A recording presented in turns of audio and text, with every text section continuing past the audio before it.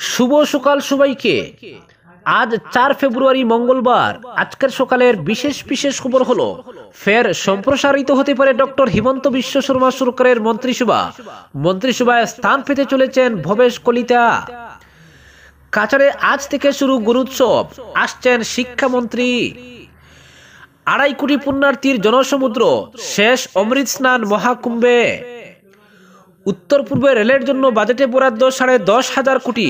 New Karimganj ও শিলচর সহ 7টি অমৃত station. এবং সর্বশেষ খবরটি হলো, অযোধ্যায় দলিত তরুণী হত্যাকাণ্ডে গ্রেফতার 3। সপা সাংসদের কান্নাকে নাটক আখ্যা যোগী আদিত্যনাথের। এবারে শুনুন বিস্তারিত খবর। ফের সম্প্রসারিত হতে পারে ডক্টর হিমন্ত বিশ্ব শর্মা সরকারের মন্ত্রিসভা। সোমবার দিশপুরে দিনভর এই জল্পনা চলেছে। মুখ্যমন্ত্রী নিজে এখন নতুন দিল্লিতে। এদিন প্রধানমন্ত্রী নরেন্দ্র মোদী ও স্বরাষ্ট্রমন্ত্রী অমিত শাহের সঙ্গে সাক্ষাৎ করেছেন। সূত্র মতে মন্ত্রিসভা সম্প্রসারণ নিয়ে অমিত শাহের সঙ্গে তার আলোচনা হয়েছে। তবে এবারের মন্ত্রিসভা সম্প্রসারণ হতে পারে একজনকে ঘিরেই, তিনি হলেন ভবেশ কলিতা। জানা গিয়েছে, প্রদেশ বিজেপির প্রাক্তন সভাপতি কলিতাকে পুনর্বাসন দিতেই মন্ত্রিসভা সম্প্রসারণের উদ্যোগ নিয়েছেন মুখ্যমন্ত্রী। এ ব্যাপারে দিল্লির সবুজ সংকেত মিললে চলতি সপ্তাহে ভবেশ কলিতা মন্ত্রিসভায় স্থান পেতে পারেন।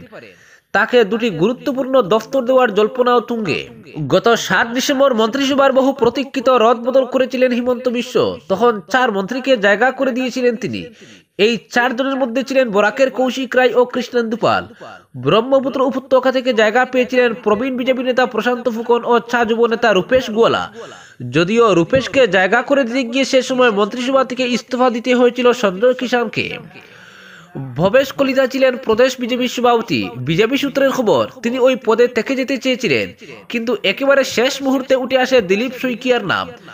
সংঘাত এড়াতে মনোনয়ন জমা দেওয়ার একদিন আগে মুখ্যমন্ত্রী একটি শর্ত জুড়ে দেন। প্রদেশ বিজেপির সভাপতি হলে 26-এর বিধানসভা উঠে দলীয় টিকিট মিলবে না, আর এতেই পিছু হটতে বাধ্য হন কলিতা। দিলীপ শইকিয়াই প্রদেশ বিজেপির সভাপতি হন। এ নিয়ে গত কিছুদিন ধরে কিছুটা মনঃক্ষুণ্ণ ছিলেন ভবেশ। রাজনৈতিক মহলের এমনটা খবর। সম্ভবত কলিতার মানবন্ধনেই তাকে মন্ত্রিসভায় স্থান করে দেওয়ার উদ্যোগ নিয়েছেন মুখ্যমন্ত্রী। দিল্লি থেকে সবুজ সংকেত পেলেই ভবেশ কলিতাকে রাজ্যের নতুন মন্ত্রী হিসেবে দেখা যাবে। পরবর্তী খবরটি হলো, কাছাড়ে আজ থেকে শুরু গুরুৎসব, আসছেন শিক্ষামন্ত্রী। প্রাথমিক থেকে মাধ্যমিক স্তর পর্যন্ত শিক্ষার মূল্যায়ন আজ থেকে কাছাড় জেলায় শুরু হচ্ছে গুরুৎসব। আজ মঙ্গলবার স্কুলগুলিতে হবে স্বমূল্যায়ন। বহির্মূল্যায়ন হবে 5, 6 ও 7 ফেব্রুয়ারি।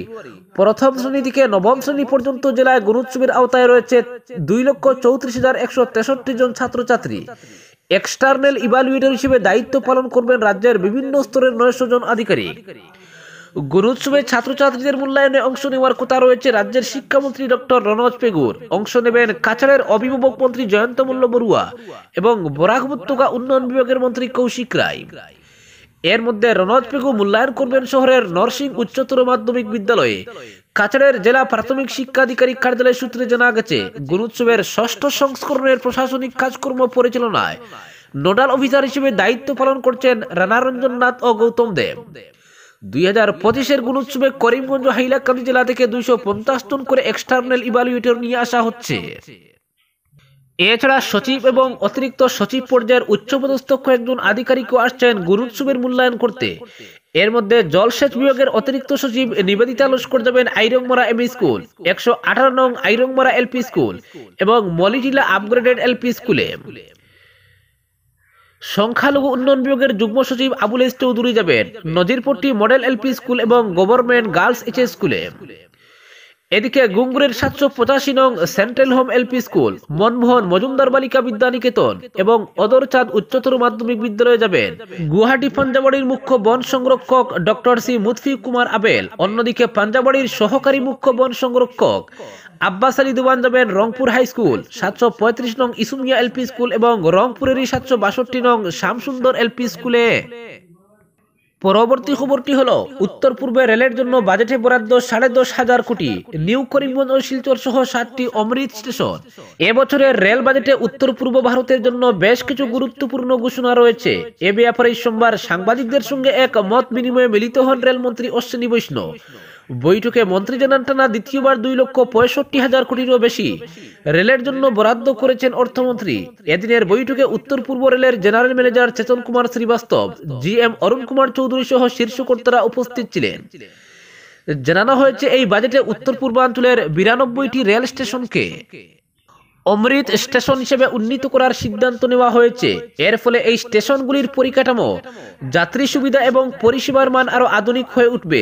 জানা গিয়েছে বরাকের নিউ করিমগঞ্জ ও শিলচরের রেল স্টেশনকে এই প্রকল্পের আওতায় আনা হয়েছে, যা এই অঞ্চলের রেল যোগাযোগ ব্যবস্থাকে আরো শক্তিশালী করবে। যদিও আগের বছরের বাজেটে একই ঘোষণা থাকলেও এর বাস্তবায়ন হয়েছে কিনা এ নিয়ে যেভাবে বাজেটে নীরব, ঠিক তেমনি আজকের বৈঠকে কেউ কোনো কথা বলেননি। আসাম থেকে মোট 50টি স্টেশনকে অমৃত স্টেশন হিসেবে নির্বাচিত করা হয়েছে, যার মধ্যে গুয়াহাটি কামাখ্যা জংশন, শিলচর, ডিব্রুগড়, তিনসুকিয়া, লামডিং, গোলাঘাট, উত্তর Lakhimpur, new Haflong, Dhubri, Diphu, Makum junction, Jorhat town, Rangia junction, Fakiragram, Sivasagar town এবং নিউ করিমগঞ্জ জংশনের নাম উল্লেখযোগ্য।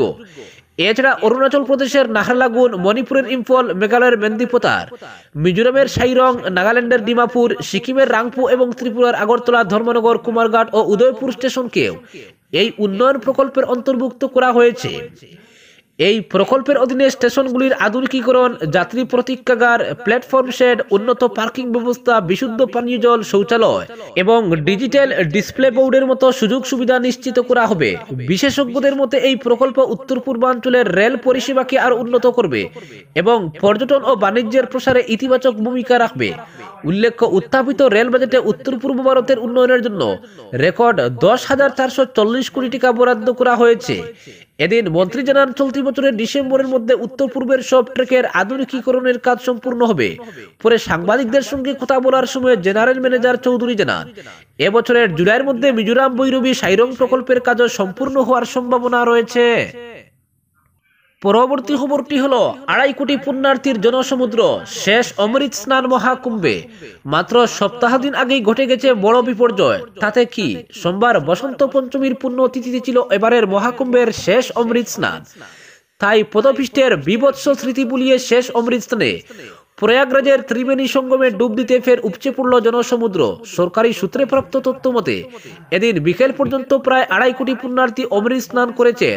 রাত পর্যন্ত এই সংখ্যা 4 কোটি পেরিয়ে যেতে পারে বলে আশা করা হচ্ছে। প্রায় 31টি দেশের নাগরিক এদিন ত্রিবেণী সঙ্গমে পুণ্য স্নান করেন। সোমবার অমৃত স্নান করেছেন ভুটানের রাজা জিগমে খেসর নামগিয়েল ওয়াংচুক।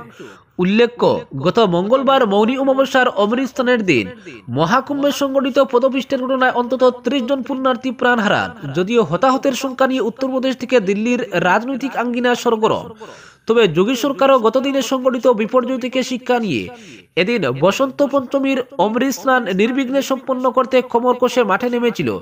যে কোনো ধরনের অপ্রীতিকর ঘটনা রুখতে গতকাল থেকেই মহাকুম্ভ নগরীতে কড়া বিধিনিষেধ জারি করা হয়েছিল। ছিল অতিরিক্ত নিরাপত্তা ব্যবস্থা। খুদ একাধিক মন্ত্রী আমলা সরেজমিনে থেকে পরিস্থিতির উপর নজরদারি করেছেন। গত 13 জানুয়ারি থেকে শুরু হওয়া মহাকুম্ভে এ পর্যন্ত 35 কোটি ভক্ত স্নান করেছেন বলে প্রশাসনের তরফে জানানো হয়েছে। এখনো 23 দিন বাকি রয়েছে কুম্ভ মেলার।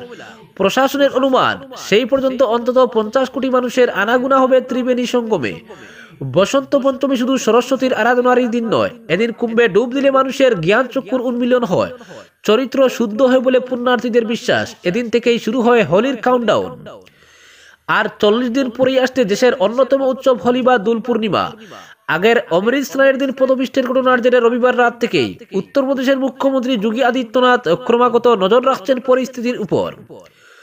গতকাল বসন্ত পঞ্চমীর অমৃত স্নানের প্রস্তুতি নিয়ে উত্তরপ্রদেশ সরকার জানায় মুখ্যমন্ত্রী যোগী আদিত্যনাথ কুম্ভ মেলায় জিরো এরর পরিকল্পনা করেছেন। অর্থাৎ আর এতটুকু গাফিলতি বা ভুল বরদাস্ত নয়। পুণ্যার্থীদের সুরক্ষা নিয়ে আর কোনো রকম আপোষ নয়। পুণ্যার্থীদের নিরাপত্তা নিশ্চিত করতে অপারেশন 11 নামের এক বিশেষ পরিকল্পনা গ্রহণ করেছেন নিরাপত্তা রক্ষীরা। সেই পরিকল্পনার অধীনে ট্রাফিক ব্যবস্থায় পরিবর্তন আনা হয়েছে এবং ব্রিজগুলিতে যাতায়াত নির্বিঘ্ন রুখতে কঠোর নির্দেশনা জারি করা হয়েছে। ত্রিবেণী ঘাটে অতিরিক্ত পুলিশ মোতায়েন করা হয়েছে এবং ব্যারিকেডের সংখ্যা বাড়ানো হয়েছে যাতে অতিরিক্ত ভিড় এড়ানো যায়। পরবর্তী খবরটি হলো অযোধ্যায় দলিত তরুণী হত্যাকাণ্ডে গ্রেফতার 3। সভা সাংসদের কান্নাকে নাটক আখ্যা যোগী আদিত্যনাথের। অযোধ্যায় দলিত তরুণীর ক্ষতবিক্ষত দেহ উদ্ধারের ঘটনা নাড়িয়ে দিয়েছে গোটা দেশকে। রামরাজ্যে এমন ঘটনা কিভাবে ঘটল তা বলতে গিয়ে কান্নায় ভেঙে পড়েছিলেন সমাজবাদী পার্টির সাংসদ অবদেশ প্রসাদ। মুখ্যমন্ত্রী যোগী আদিত্যনাথের প্রশাসনের বিরুদ্ধে সরব হয়েছেন কংগ্রেস সাংসদ রাহুল গান্ধীও। আদিত্যনাথের অবশ্য সন্দেহ সমাজবাদী পার্টির কোন সদস্য এই ঘৃণ্য অপরাধের সঙ্গে জড়িত। এই ঘটনা এবার 3 জনকে গ্রেফতার করল উত্তরপ্রদেশ পুলিশ। ধৃতদের নাম হরিরাম কুরি, বিজয় সাহু, দিগ্বিজয় সিং ওরফে দুর্বিজয়। গোপন সূত্রে পাওয়া খবর এবং প্রযুক্তির সাহায্যে মেলা তথ্যের ভিত্তিতে তাদের গ্রেফতার করা হয়েছে বলে জানিয়েছেন এসএসপি রাজনারায়ণ নায়ার। পুলিশের জেরার মুখে ধৃতরা তাদের অপরাধ কবুল করেছে বলে খবর। তরুণীকে ধর্ষণের পর তাদের দেহ লুপার করতে ড্রেনে ভাসিয়ে দেওয়া হয় বলেও যারা জানিয়েছেন 3 জন। ক্রাইম স্পট থেকে নির্যাতিতার জামা কাপড়ের পাশাপাশি ধৃতদের পোশাকের অংশ মিলেছে। ধৃত দিগ্বিজয় সিং এর জ্যাকেটের পুরা বোতাম পাওয়া গিয়েছে ঘটনাস্থল থেকে।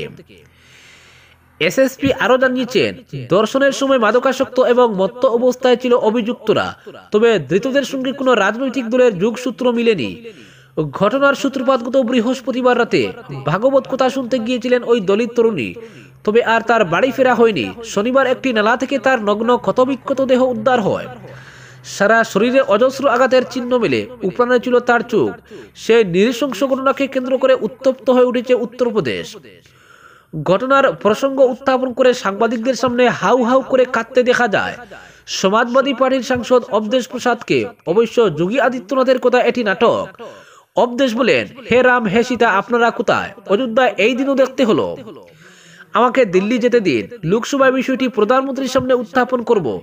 যদি বিচার না পাই তাহলে সাংসদ পদ ছেড়ে দেব। তাকে নিশানা করে পাল্টা উত্তরপ্রদেশের মুখ্যমন্ত্রী বলেন, সব নাটক। মনে আছে অযোধ্যায় এমনই এক দলিত কন্যার সঙ্গে এরকমই একটি ঘটনা ঘটিয়েছিল সমাজবাদী পার্টির এক নেতা। তলিয়ে দেখলে হয়তো দেখা যাবে এবারও সমাজবাদী পার্টির কোনো ঘৃণ্য জন্তু এই অপরাধ করেছে। আজকের বিশেষ সংবাদ এখানেই সমাপ্ত।